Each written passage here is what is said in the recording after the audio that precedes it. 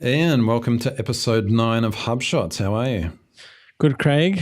It's good to be here on this very hot day in Sydney, and also it's the first day of summer. It is. It's been a scorcher. Now, we've actually had some feedback about the show from our listeners. Thank you for that. And they've basically said, look, can you tell us a little about what the show's about? So what's HubShots about, Ian? Craig, HubShots is really about helping marketing managers, sales directors, and people who are considering using HubSpot or are using HubSpot right now. And if you want to find out more while you're listening to this, you can actually go to hubshots.com. Very good. Now, speaking of HubSpot, which we like to talk about on the show, they've actually had some issues today. What's been the problem with HubSpot? I think upgrade has gone a little bit haywire. Yeah, it's good to know in some ways that even the best companies have their little hiccups. But yeah, the downtime and a few outages, I know some of my clients were affected.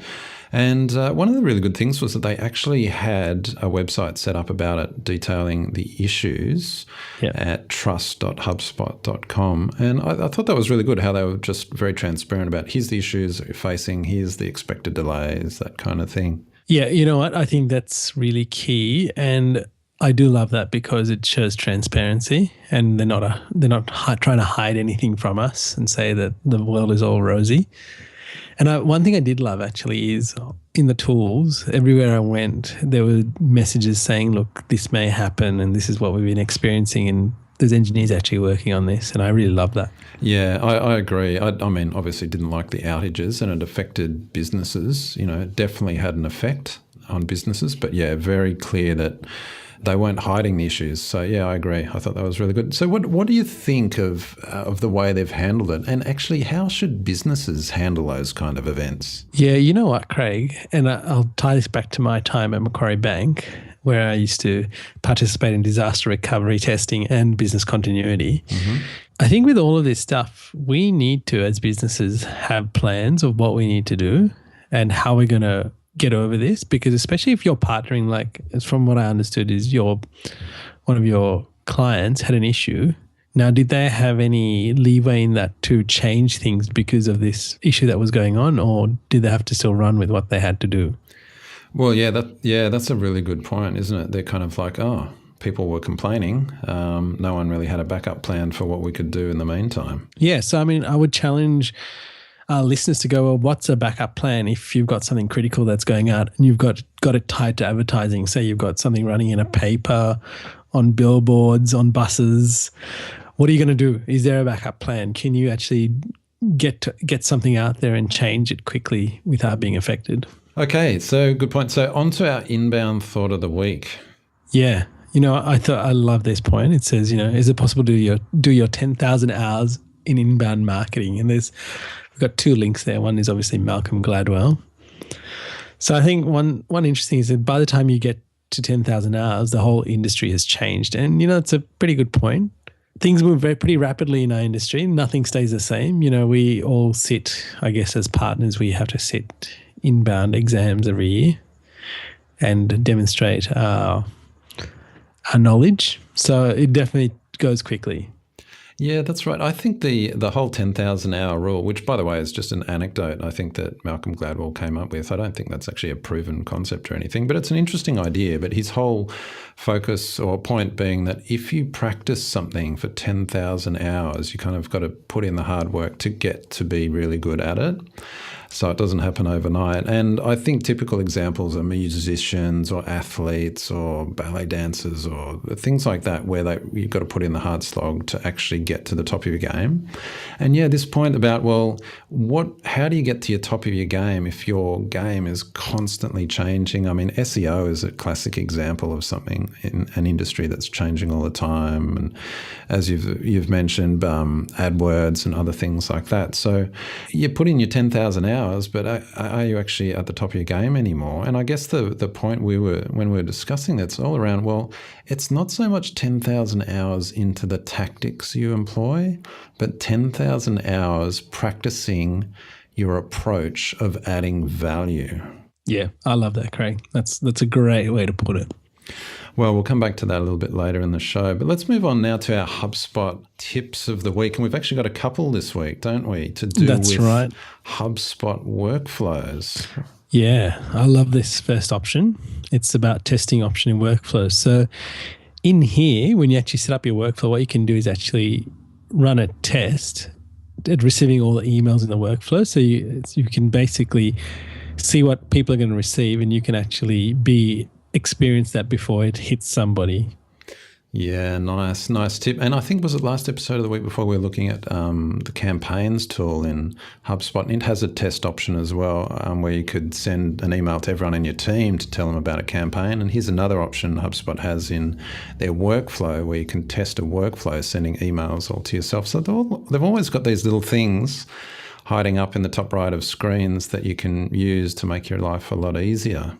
Yeah, and you know what? Again, if I'll tie it back to business continuity and disaster recovery, is you're making sure that something doesn't go wrong along the line by doing that test. That's exactly right.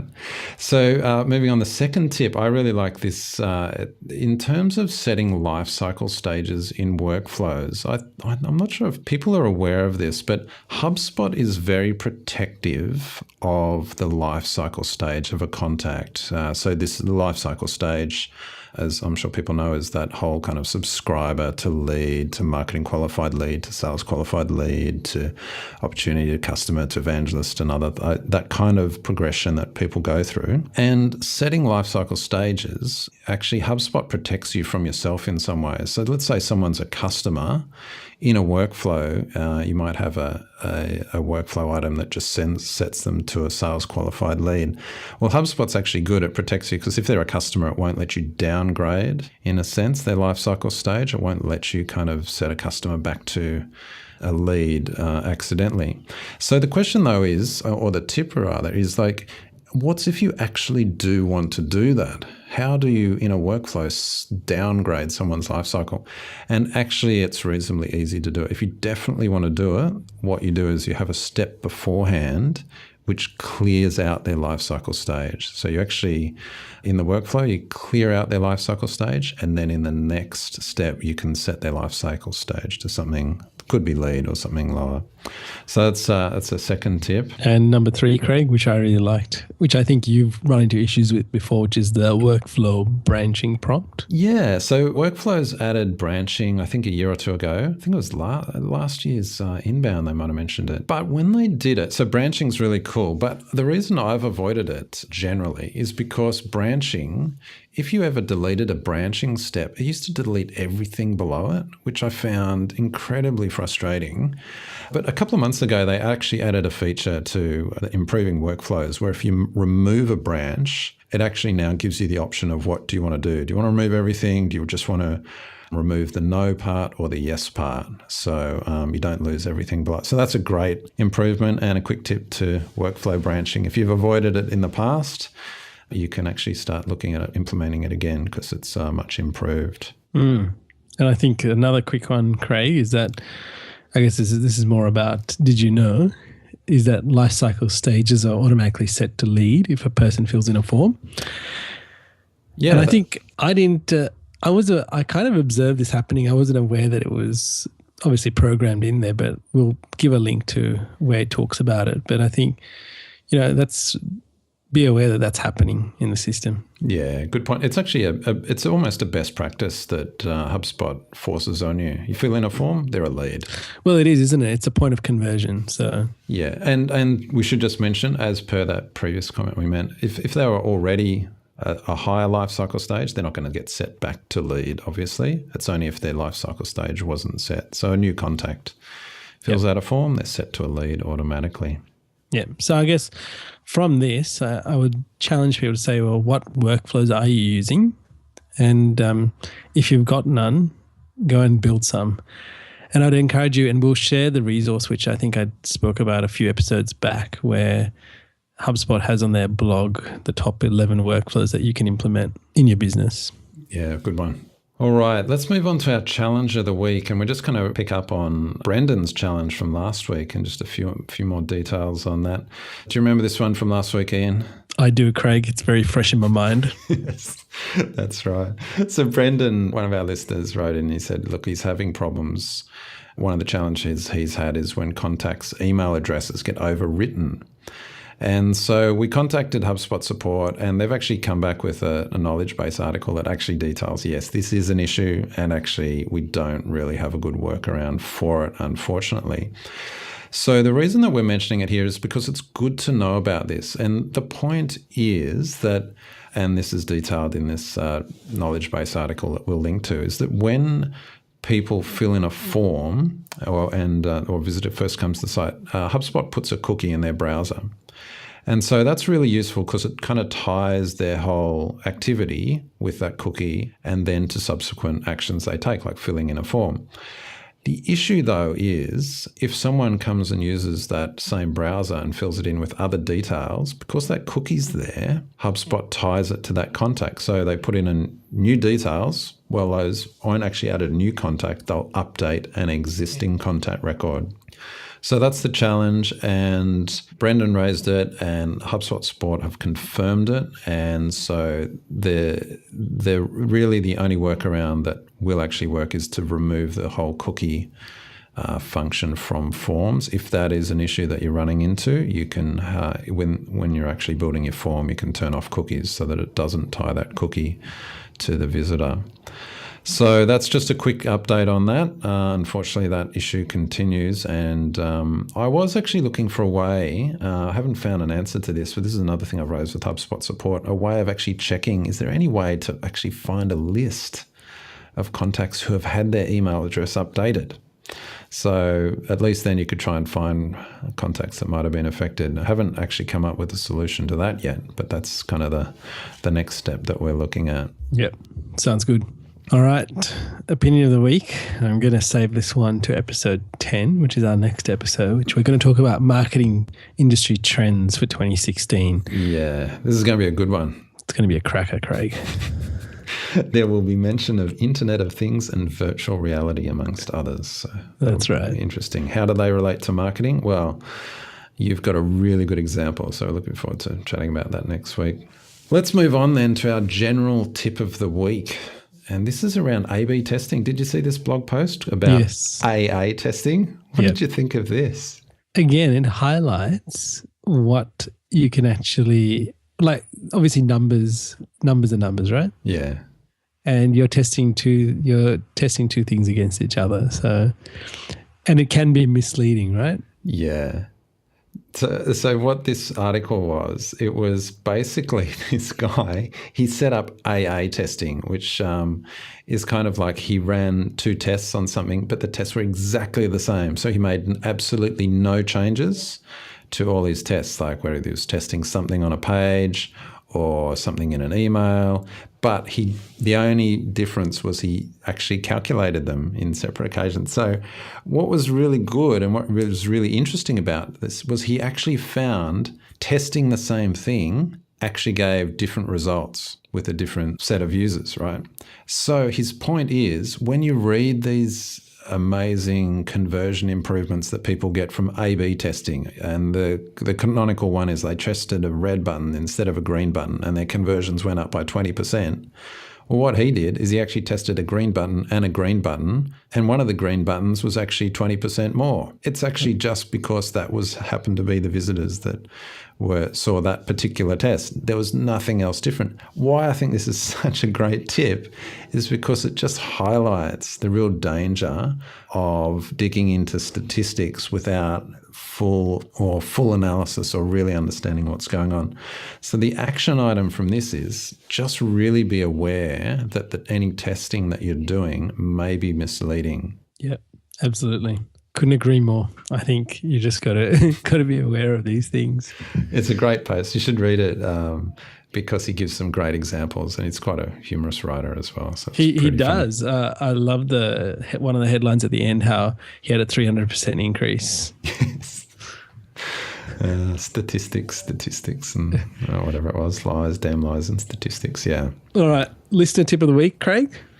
Yeah, so this is a new section we want to add to the show. If any of our listeners have tips, like we're trying to provide tips, but if you've got a really good tip, especially if it's a really good HubSpot tip, we'd love to feature it on the show and give you a mention, a bit of a shout out. So please leave a comment or use our contact page to write in and let us know your tip.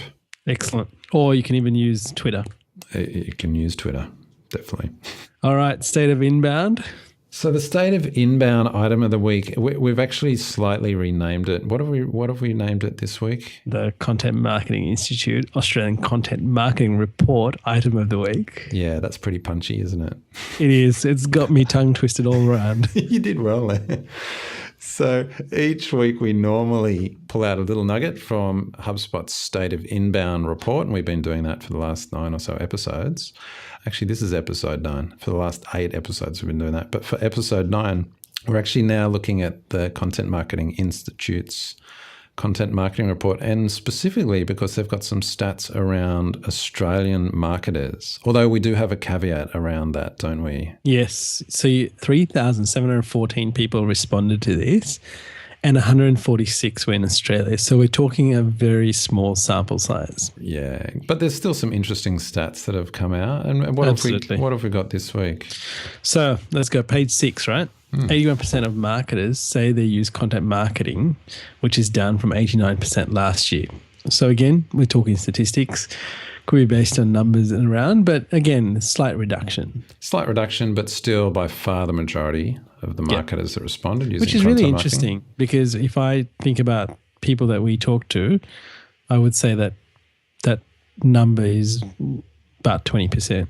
Right. Yeah, I guess though the report's compiled by the Content Marketing Institute, so there's probably a bias towards those kinds of marketers responding, in which case it's probably more interesting that 20% didn't use content marketing and they're responding to a Content Marketing Institute survey. So that's right.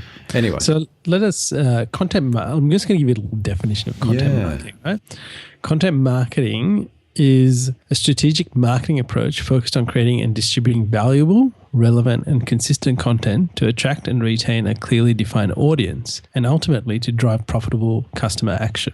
I think it's a great, succinct definition. Yeah, I really like it. And I'll just highlight one thing. It says approach focused on creating and distributing valuable content, because often people work hard on creating it, but they don't put much effort into distributing it. And content marketing definitely has to include the distribution or the amplification or part of getting content out there. Yeah, couldn't agree more.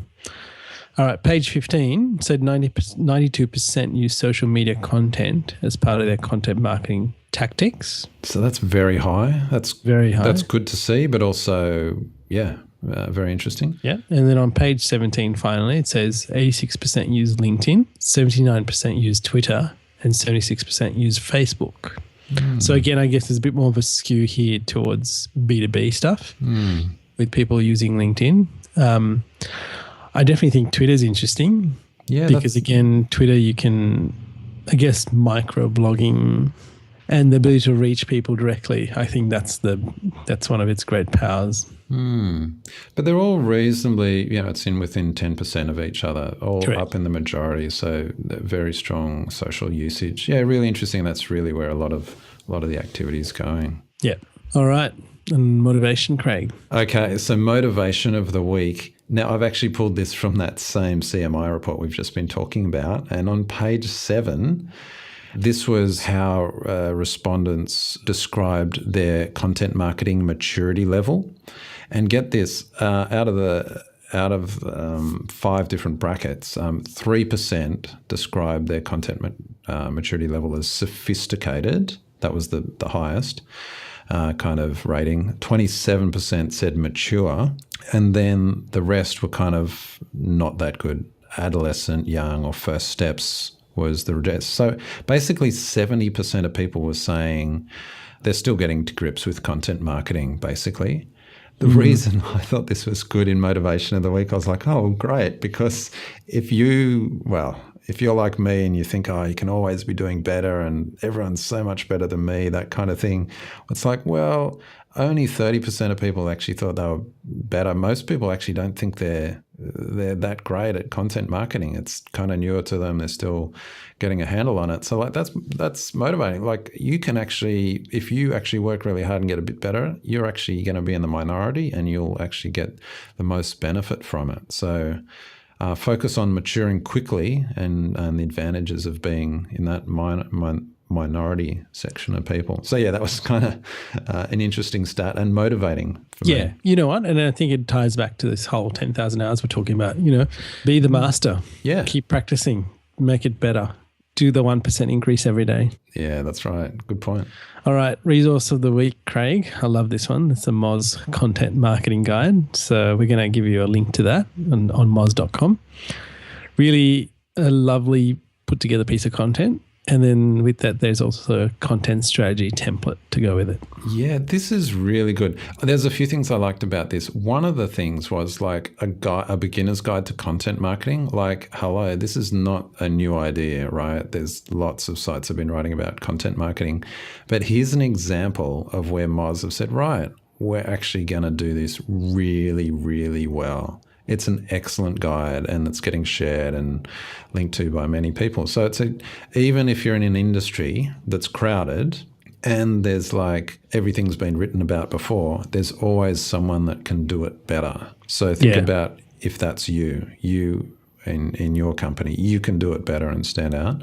But then the other thing is just that it's really useful content. You know, it's really good. I was reading, you know, you and I both know content marketing pretty well. And yet I was reading this going, yeah, this is great. Great reminders. Oh, yeah, that's something that's, yeah. And that, you know what I love about it, Craig? Yeah. It's the whole thought behind it. So they've really used imagery really well. Yes. And they've broken it up really well. So it's really easy to read with standouts and great graphics in there. So they've tried to make it looks a bit cartoony, but really gets the message across. It's sophisticated cartoons. Yeah. And I really love that. And the way they've even done the whole chapter list, again, you know, hats off to whoever designed this. It's really, really nice. Yeah, really well done. And Carl, the content cat there. Yeah. So I love Carl, the content cat. Yes. It's really good. So check that out. That's a really useful resource. All right. So our last item of the week is community item of the week. And I do like this. Yeah. So showcasing another fellow Australian. Yeah, exactly. So this is we're going to point you to the Content Sells podcast. By the way, do you listen to a lot of podcasts, Ian? I do. Yeah, I do too. So I think it's mainly because I do drive around a bit. Mm-hmm. And, you know, they're good bite-sized chunks of information that you can just consume while driving around. Yeah, well, I like going for walks and just listening to podcasts, or if I'm working out, that kind of thing. Actually, next week what we should talk about is some of our favourite podcasts, because there's a bunch that are really, really valuable for marketing managers. Yes. But this week we're just going to focus on the Content Sells podcast, and this is put together by Susie Daphnis and Michelle Falzon. And Susie Daphnis is she's pretty well known in Australia, and she runs the Australian Business Women's Network. Actually, she's good friends with my wife as well, and I know Susie, and she's put together a bunch of podcasts in the past, and this is a new one that she's doing. It's really good, and this week we're just linking to episode 11 where they talk about the step 2 secret. Do you want to mention what the step 2 secret is? All right. The step 2 secret basically works out on the premise of providing the next step to your ideal customer right at the moment of their greatest interest or need. So here we're talking about using the opportunity you have when, say, someone fills out a form, goes to a thank you page, and you're basically saying, well, what would be the next step that I can give them? Maybe they're interested in a consultation, right? So they've downloaded something or they've got the guide, but they're like, well, that's great, but I'd really love to talk to someone about how I can use this. Or maybe it's like, would you be interested in having a demonstration? Yeah, that's right. Know? And HubSpot does this quite well. Like they'll go and you'll download something and they say, hey, how about a demo of HubSpot? Would you like one? Yeah, so they're making use of that next step. It's kind of like, as Susie and Michelle say in their little handover, they say kind of say it's striking while the iron's hot. So someone's shown interest, they've filled out a form and then taken to a thank you page. And it's really optimizing that thank you page for the ideal next steps, isn't it? And it's kind of like, it's a bit of a, well, duh kind of item. But then I was thinking, oh man, this is why I love these tips, because I was thinking through a whole ton of the thank you pages I've done. And generally in a thank you page, it's kind of like, you'll see this by far the majority of times. There'll be, hey, thanks for signing up for this. Please check your inbox. Yes. We'll send it to you in a couple of minutes, full stop. And it's kind of like, what a wasted opportunity. And this is the podcast episode that they talk about. They give a whole bunch of examples, and they actually link to a nice little download that has 10 examples of really good thank you pages where people are basically given something valuable and then given a next item that's more valuable to them again. Yeah. So it's not about hitting you up with going for the sale or anything like that straight away. It's really about providing the next step of value. So really useful. So check out that podcast. Nice, easy to listen to, and lots of tips there. So, Craig, I think in summing up this whole episode, it all comes back to the value that we're adding in our businesses. And it's all about being the masters and doing your 10,000 hours, so to speak.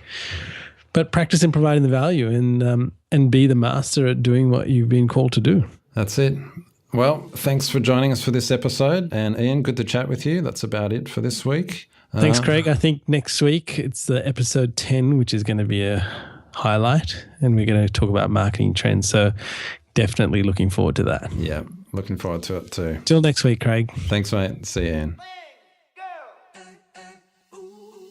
Hey there. Thanks for listening to this episode of HubShots.